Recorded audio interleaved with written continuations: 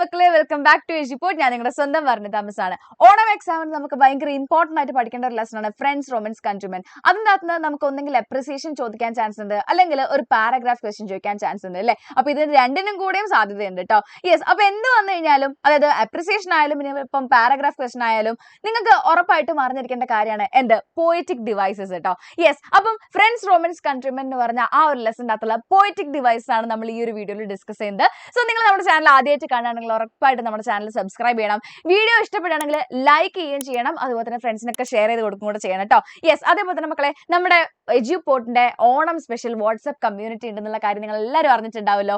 ഇനിയും അതിൽ ജോയിൻ ചെയ്യാത്ത ആരെങ്കിലും ഉണ്ടെന്നാണെങ്കിൽ അതിന്റെ കമന്റ് താഴെ നമ്മുടെ കമന്റ് ബോക്സിൽ പിൻ ചെയ്ത് വെച്ചിട്ടുണ്ട് കേട്ടോ. യെസ്, അതിന്റെ ലിങ്ക് നമ്മുടെ കമന്റ് ബോക്സിൽ പിൻ ചെയ്ത് വെച്ചിട്ടുണ്ട്. സോ ജോയിൻ ചെയ്യാത്തവരെ ഉറപ്പായിട്ട് ആ കമ്മ്യൂണിറ്റിയിൽ ജോയിൻ ചെയ്യാൻ നിങ്ങൾക്ക് യൂസ്ഫുൾ ആവുന്ന ഒരുപാട് കാര്യങ്ങൾ അവിടെ ആ ഒരു കമ്മ്യൂണിറ്റിയിൽ കിട്ടുന്നതാണ് കേട്ടോ.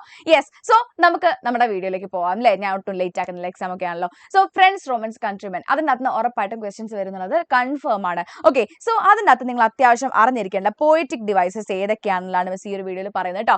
യെസ്, അപ്പം പോയറ്റിക് ഡിവൈസ്, കാരണം നിങ്ങൾ ഇത് അറിഞ്ഞു കഴിഞ്ഞാലും നിങ്ങളൊരു ഗുണം എന്താണെന്ന് വെച്ചാൽ അപ്രിസിയേഷൻ ചോദിച്ചു കഴിഞ്ഞാലും ചിലപ്പം പോയറ്റിക് ഡിവൈസ് ആയിട്ട് തന്നെ ചോദിക്കാൻ ചാൻസ് ഉണ്ട്. ചിലപ്പോൾ ഒരു ലൈൻ തന്നിട്ട് അത് ഏത് പോയറ്റിക് ഡിവൈസ് ആണെന്ന് ഐഡന്റിഫൈ ചെയ്യാനൊക്കെ ചോദിക്കാൻ ചാൻസ് ഉണ്ട്. സോ ആ സമയത്തേക്ക് നിങ്ങൾക്ക് മാർക്ക് നഷ്ടപ്പെടുന്നില്ല എന്ന് ഉറപ്പാക്കാൻ വേണ്ടിയിട്ടുള്ള വളരെ ഷോർട്ട് ആയിട്ടുള്ള വീഡിയോ ആണ് കേട്ടോ. പെട്ടെന്ന് തീർക്കുന്ന ഒരു വീഡിയോ ആണ്.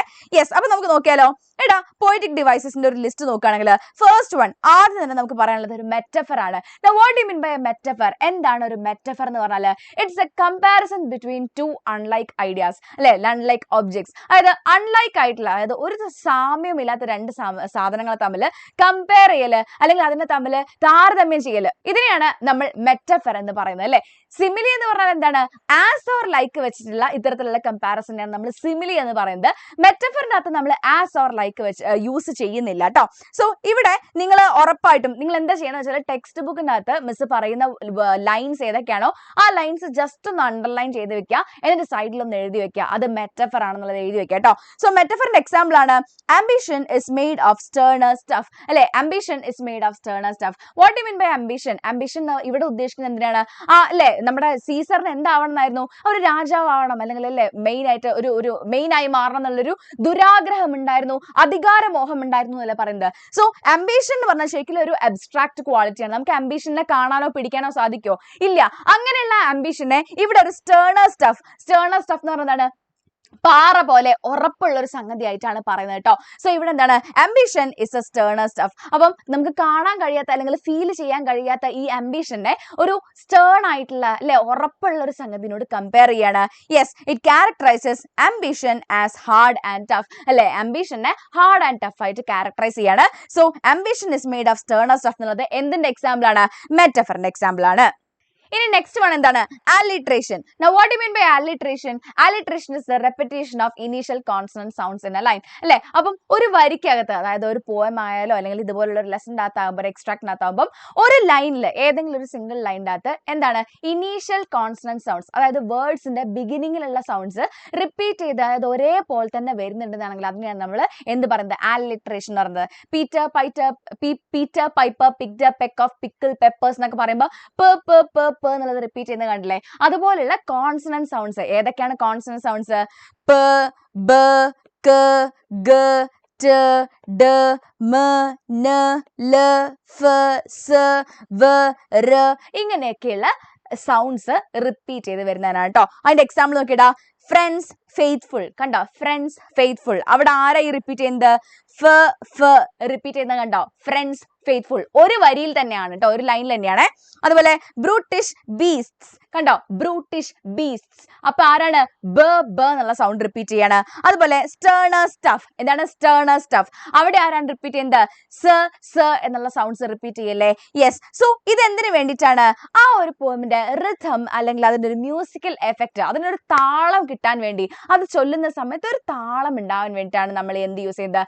alliteration യൂസ് ചെയ്യുന്നത്. സോ നിങ്ങൾ മാർക്ക് ചെയ്ത് വെച്ചോളൂ. alliteration എക്സാമ്പിൾ എന്തൊക്കെയാണ്? Friends faithful, brutish beats, sterner stuff. ഇതൊക്കെ alliteration എക്സാമ്പിൾസ് ആണ് കേട്ടോ. നെക്സ്റ്റ് വൺ ഐറണി അല്ലെങ്കിൽ വെർബൽ ഐറണി. എന്താ വെർബൽ ഐറണി എന്ന് പറഞ്ഞാൽ? Using words to mean the opposite of what is said. അതായത് പറയുന്നതല്ല ഉദ്ദേശിക്കുന്നത്. പറയുന്നത് എന്താണ്? എന്താ നമ്മുടെ Brutus is an honourable man അല്ലേ, yet he says Brutus is an honourable man അല്ലെ. ബ്രൂട്ടസ് ഇസ് ആൻ ഓണറബിൾ മാൻ എന്ന് പറയുമ്പോൾ എന്താണ്, ബ്രൂട്ടസ് ഒരു മാന്യ അദ്ദേഹമാണ്, ബ്രൂട്ടസ് ഒരു ആദരണീയനായ വ്യക്തിയാണ് എന്ന് പറയുമ്പോഴും അതിൻ്റെ ഉള്ളിൽ കൂടെ പണി കൊടുക്കല്ലേ ചെയ്യുന്നത് അല്ലെ. അങ്ങനെ പറയുന്ന സമയത്ത് എന്താ ഉദ്ദേശിക്കുന്നത്, അയാൾ അത്ര വലിയ നല്ല പുള്ളിയല്ല എന്നാണ്. അതായത് പറയുന്നതൊന്നും എന്നാൽ അതിന്റെ വേറെ അർത്ഥം വേറൊന്നും. അതിനെയാണ് നമ്മൾ വേർബൽ ഐറണി എന്ന് പറയുന്നത് കേട്ടോ. നിങ്ങൾ അതിന്റെ എക്സാമ്പിൾ മാത്രം പഠിച്ചു വെച്ചാൽ മതി.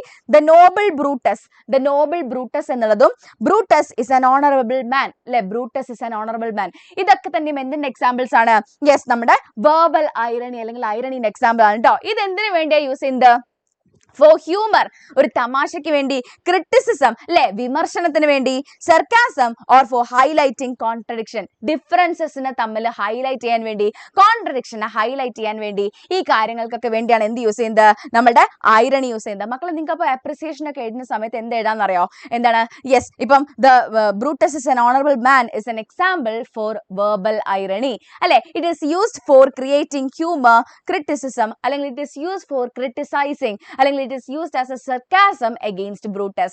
അങ്ങനെ എഴുതാട്ടോ. അപ്പൊ നിങ്ങൾ ഈ ടേബിളിൽ കാണുന്ന കാര്യങ്ങൾ ഒരുമിച്ച് കൂട്ടിയിട്ട് വേണം എന്ത് എഴുതാൻ, ആ ഒരു ആൻസർ എഴുതാൻ. Next നോക്കിയിടാം, hyperbole. എന്താണ് ഈ ഹൈപ്പർബലി? നമ്മുടെ വീഡിയോ ഉണ്ടായിരുന്നു അല്ലെ, ആന അൽഫാമിന്റെ വീഡിയോ കണ്ടിട്ടുണ്ടാവില്ലേ, ഷോർട്സ് കണ്ടിട്ടുണ്ടാവില്ലേ. സോ അതിനകത്ത് മിസ് പറഞ്ഞിട്ടുണ്ട് ഹൈപ്പർബലി എന്താണെന്നുള്ളത്. എന്താണ് ഹൈപ്പർബലി എന്ന് പറഞ്ഞാൽ ഒരു എക്സാജറേഷൻ ആണ് അല്ലെ. അതായത് ഇങ്ങനെയുള്ളൊരു കാര്യത്തിനെ ഇങ്ങനെയാക്കി പറയാം. അത് എന്തിനു വേണ്ടിയിട്ടാണ്, ആ ഒരു എഫക്റ്റ് കേൾക്കുന്ന ആൾക്ക് അല്ലെങ്കിൽ വായിക്കുന്ന ആൾക്ക് അതിന്റെ ഒരു എഫക്റ്റ് ഫീൽ ചെയ്യാൻ വേണ്ടിയിട്ടാണ് ഹൈപ്പർബലി യൂസ് ചെയ്യുന്നത് കേട്ടോ. So deliberately exaggerated statement, exaggeration ആണ്. My heart is in the coffin there with Caesar അല്ലെ. അവിടെ പറയാണ് my heart is in the coffin there with Caesar, എന്റെ ഹൃദയം അതാ അല്ലെ സീസറിന്റെ കൂടെ ആ ശവപ്പെട്ടിക്കകത്ത് കിടക്കുന്നു എന്ന് പറയുമ്പോൾ ശരിക്കും അദ്ദേഹത്തിന്റെ ഹൃദയം അല്ലെ, നമ്മുടെ മാർക്ക് ആന്റണിയുടെ ഹൃദയം ആ ശവപ്പെട്ടിക്കകത്താണോ ഉള്ളത്? അല്ല. പക്ഷെ എന്താണ് പറയുകയാണ് അല്ലെ, എന്റെ ഹൃദയം അതാ അവിടെ അത്രയും വിഷമമുണ്ട്, അത്രയും സങ്കടം ഉണ്ടെന്ന് പറയിക്കാൻ വേണ്ടിയാണ്. ആ ഒരു വിഷമത്തിന്റെ എന്താ പറയാ എഫക്റ്റ് അല്ലെ അത്രയും വലുതാണെന്ന് കാണിക്കാൻ വേണ്ടിയാണ് അങ്ങനെ പറയുന്നത്. അതുപോലെ തന്നെ when the poor have cried Caesar hath wept അല്ലെ, പാവപ്പെട്ടവർ കരയുമ്പോൾ സീസറും കൂടെ കരഞ്ഞിട്ടുണ്ടെന്നുള്ളതാണ്. സീസർ അന്നേരം അവരെ കൂടെ പോയിരുന്ന് നെഞ്ഞത്തടിച്ച് വിളിച്ച് കരഞ്ഞു എന്നാണോ? അല്ല, സീസറും ആ സമയത്ത് വിഷമിച്ചിട്ടുണ്ടെന്നുള്ളതിനെ കാണിക്കാൻ വേണ്ടി ഒരു കാൽപ്പനികമായിട്ട് പറയുന്നതാണ് നമ്മൾ എന്ത്, യെസ് ഈ ഒരു കാര്യം കേട്ടോ. സോ ഇതിനാണ് ഹൈപ്പർബലി അല്ലെ. ഹൈപ്പർബലി എന്തിനാ യൂസ് ചെയ്യുന്നത്, emphasis or emotional effect dramatic situations അല്ലെ. ഡ്രാമാറ്റിക് സിറ്റുവേഷൻസിന് ഒരു ഇമോഷണൽ എഫക്ട് വരുത്താൻ വേണ്ടി, അതിനൊന്ന് വലുതാക്കി ഒന്ന് പറയാൻ വേണ്ടിയിട്ടാണ് നമ്മൾ ഹൈപ്പർബലി യൂസ് ചെയ്യുന്നത്.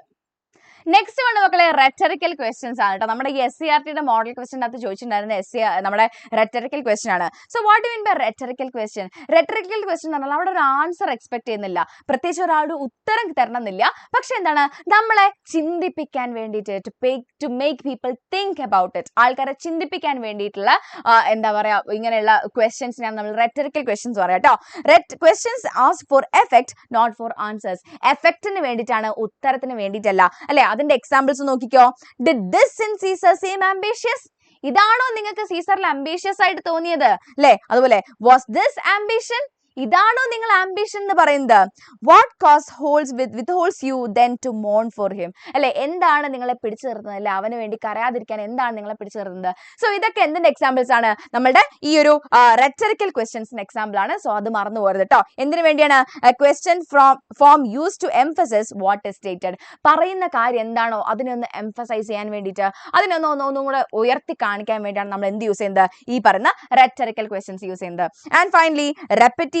എന്താണ് റെപ്പറ്റീഷൻ എന്ന് പറഞ്ഞാൽ? റെപ്പറ്റീഷൻ എന്ന് പറഞ്ഞാൽ എന്താണ്, റിഫ്രെയിൻ എന്നും പറയാം കേട്ടോ. റെപ്പറ്റീഷൻ അല്ലെങ്കിൽ റിഫ്രെയിൻ എന്നും പറയാം.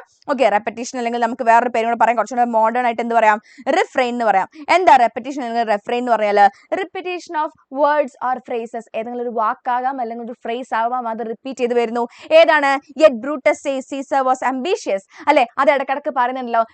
എന്നിട്ടും ബ്രൂട്ടസ് പറയുന്നു സീസർ ആംബിഷ്യസ് ആയിരുന്നു എന്നത്. അത് എന്തിനു വേണ്ടിയിട്ടാണ്, അതായത് ഈ സീസർ അല്ലെ, സീസർ ഒരു പാവമാണെന്നുള്ളത് ബ്രൂട്ടസ് ഇങ്ങനെ അല്ലെ, ബ്രൂട്ടസ് പറഞ്ഞു എന്ന് പറയുമ്പോൾ ആൾക്കാർ ചിന്തിക്കുകയാണ്, ശരിയാണല്ലോ ബ്രൂട്ടസ് പറഞ്ഞത് അപ്പൊ നുണയാണല്ലോ എന്ന് ആൾക്കാരുടെ തോന്നൽ ഉണ്ടാക്കാൻ വേണ്ടിയിട്ടാണ്.